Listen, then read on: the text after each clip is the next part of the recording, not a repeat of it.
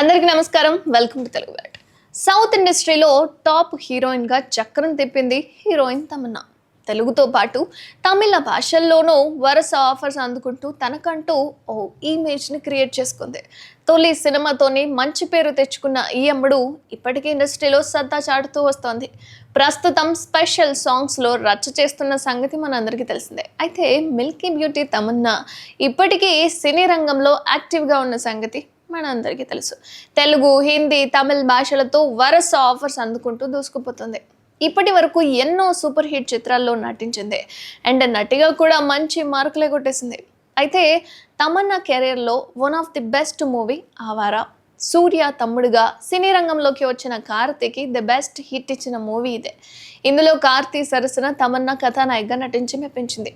చిత్రంలో ఆమె cute looks and expressions అయితే ప్రేక్షకులను కట్టిపడేసాయి అనుకోండి. ముఖ్యంగా కార్తీ తమన్నా జోడీకి ఆడియన్స్ అయితే ఫిదా అయిపోయారు. వీళ్ళిద్దరి కెమిస్ట్రీ బాగుందంటూ ప్రశంసలు సైతం వచ్చాయి. అయితే ఈ సినిమాకు ముందుగా అనుకున్న హీరోయిన్ తమన్నా కాదట. ఈ బ్లాక్ బస్టర్ హిట్ మిస్ చేసుకున్న బ్యూటీ ఎవరంటే లేడీ సూపర్ స్టార్ నయనతార. ఈ సినిమా కథ విని ఆమె నటించేందుకు ఓకే చెప్పిందట. అయితే కొన్ని విషయాల్లో డైరెక్టర్ లింగస్వామికి నయనతారకి భేదాభిప్రాయాలు రావడంతో ఈ ప్రాజెక్ట్ నుంచి నయన్ తప్పుకునిందట.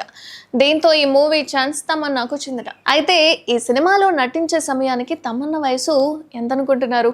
19 ఏళ్ళేనట.